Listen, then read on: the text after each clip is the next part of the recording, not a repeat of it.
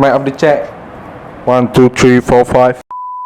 Hai, dalam video ini kami akan menceritakan tentang aplikasi maqasid syariah menjaga akal dalam mendepani cabaran penyalahgunaan dadah sintetik. Assalamualaikum warahmatullahi wabarakatuh. Nama saya Danish Farhan bin Muhammad Faizal. Hai, nama saya Luqman Haikal bin Zulhelmi. Nama saya Muhammad Azizi bin Abdul Aziz. Nama saya Fatina Bila binti Muhammad Zakir. Pada hari ini saya akan membincangkan tajuk berkenaan dengan pengenalan aplikasi maqasid syariah menjaga akal dalam mendepani cabaran penyalahgunaan dadah sintetik. Pada masa kini, bukan sahaja di Malaysia sedang bertungkus lumus untuk membasmi dadah ini, malah di seluruh dunia juga mereka bertungkus lumus untuk membasmi dadah ini. Tapi pada hari ini saya akan membicarakan berkenaan dengan Malaysia sahaja. Statistik telah menunjukkan penagih dadah bertambah tahun demi tahun, dan hal ini disebabkan banyak kesulitan yang dihadapi oleh penagih dadah itu sendiri. Penagih dadah ini bukan sahaja terdiri daripada golongan remaja, malah budak bawah umur juga terdapat, ada yang juga yang terpengaruh.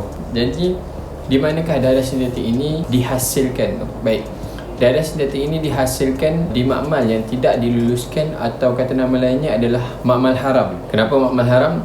Sebab dadah sintetik ini dia mempunyai racun yang amat tinggi, dan perkara itu boleh mendatangkan mudarat kepada manusia. Penolong pengarah Agensi Anti Dadah Kebangsaan AADK Perak, Ruben berkata, trend penggunaan dadah amfetamin type stimulani ATS atau dikenali sebagai dadah sintetik itu dikesan tahun lepas. Perkara ini telah melibatkan 68.7% daripada 9,335 orang yang dikenal pasti terlibat dalam penyalahgunaan dadah di negeri itu tahun lepas. Hal ini bermakna sejumlah 6,400 lebih orang yang telah terlibat dalam penyalahgunaan dadah sintetik ini, dan perkara ini hanya berlaku di Perak. Oleh hal yang demikian, dadah sintetik ini amat mudah didapati dan menjadikan ianya satu perkara yang tidak sihat, lebih-lebih lagi dalam negara kita yang sedang mendepani cabaran untuk menjadikan slogan dadah musuh nombor satu negara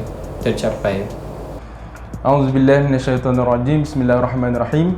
Assalamualaikum warahmatullahi wabarakatuh. Hai, nama saya Luqman Haikal bin Zulhelmi, dan dalam video ini saya akan menceritakan mengenai segala maklumat yang kami telah perolehi daripada hasil kajian kami mengenai dadah maupun di seluruh dunia dan juga di Malaysia. Menurut laporan dadah dunia pada tahun 2021 oleh Pertubuhan Bangsa-Bangsa Bersatu ataupun PBB, sebanyak 275 juta orang di dunia telah menggunakan dadah pada tahun lepas, dan juga seramai 36 juta orang telah terlibat dalam penyalahgunaan dadah. Selain itu, di antara tahun 2010 sehinggalah tahun 2019, jumlah orang yang menggunakan dadah telah menunjukkan peningkatan sebanyak 22%. Seterusnya, dianggarkan 5.5% populasi umur di antara 15 hingga 64 tahun telah menggunakan dadah sekurang-kurangnya sekali pada tahun lepas, dan 36.3 juta orang atau 13% daripada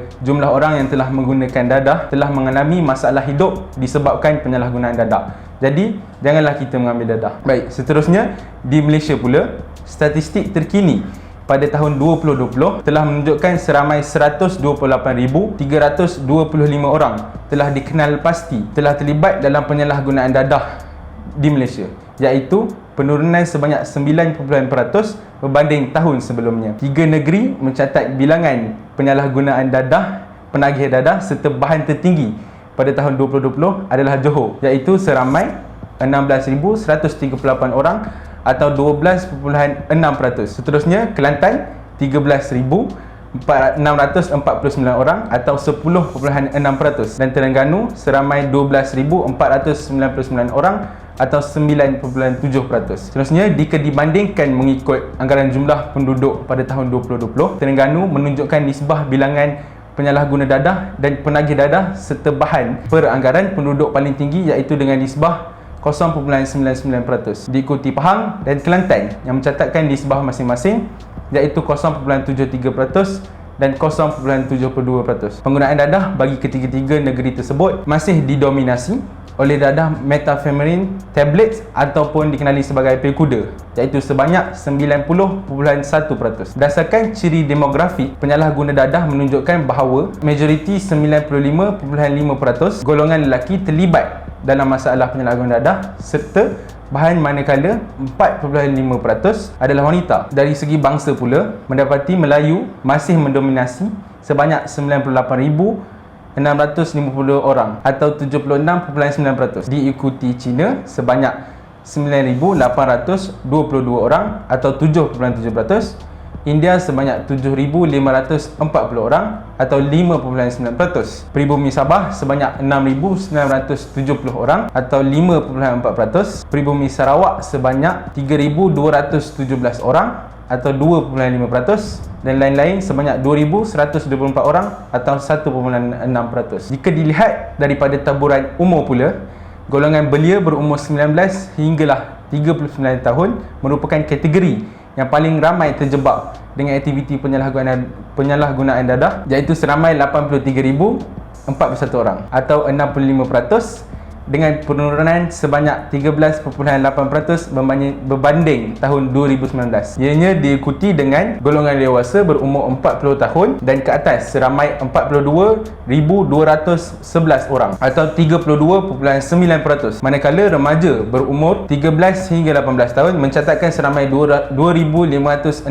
orang ataupun 2%. Akhir sekali, daripada jumlah keseluruhan 128,325 orang penyalahguna dan penagih dadah serta bahan pada tahun 2020, 64.4% ataupun sebanyak 82,594 orang merupakan mereka yang baru mendapatkan perkhidmatan, dan 35.6%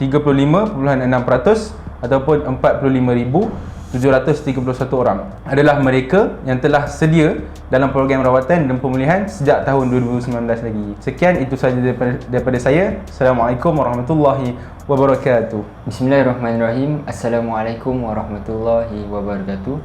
Nama saya Muhammad Azizi bin Abdul Aziz. Pada bahagian ini, saya akan membawa anda semua untuk memahami kaedah fiqh dalam menentukan hukum pengambilan dadah ataupun dadah sintetik. Sebelum itu, kita perlu fahami apakah garis panduan ataupun guideline untuk kita mengeluarkan satu hukum terhadap sesebuah isu ataupun permasalahan. Untuk pengetahuan anda semua, maqasid syariah lah merupakan asas dalam kita mengeluarkan satu hukum. Jadi, apakah maqasid syariah ini? Menurut ulama-ulama usul fiqh, maqasid syariah dari segi istilah bermaksud makna dan tujuan yang dikehendaki syarak dalam mensyariatkan sesebuah hukum bagi menjamin kemaslahatan manusia. Jadi, terdapat 5 tuntutan dalam maqasid syariah. Yang pertama adalah pemeliharaan terhadap agama, yang kedua pemeliharaan terhadap nyawa, ketiga adalah akal, keturunan, dan akhir sekali adalah pemeliharaan terhadap harta. Jadi saya ingin berkongsikan kepada anda semua apakah kronologi pengharaman dadah ini dan apakah kaitannya dengan maqasid syariah. Menurut kesepakatan para ulama, hukum asal bagi suatu perkara itu adalah harus selagi mana tiada dalil yang mengharamkan perkara tersebut. Jadi antara perkara-perkara yang diharamkan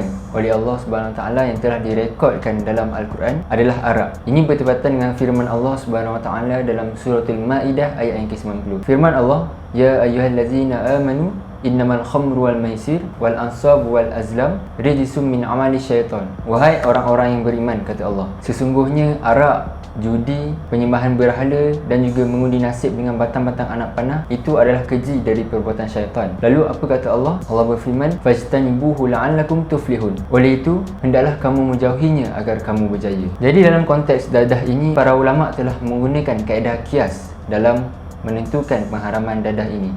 Ini kerana dadah mempunyai persamaan elah dengan arak. Seterusnya, bagaimanakah kaedah qiyas ini diguna pakai? Pertama sekali, untuk menggunakan kaedah qiyas, kita perlulah mempunyai perkara asal, iaitu al-aslu. Jadi perkara asal di sini adalah arak. Ini kerana di dalam suratul Maidah ayat yang ke-90 yang telah dibacakan tadi, terdapat lafaz al-khamru, yang di mana lafaz khamrun ini kalau kita terjemahkan dalam bahasa Melayu, ia bermaksud arak. Jadi arak ini telah disebut dengan jelas oleh Allah Subhanahu Wa Taala dan hukumnya di dalam Al-Quran. Jadi para ulama telah mengambil pendekatan bahawa arak ini merupakan perkara asal, iaitu al-aslu.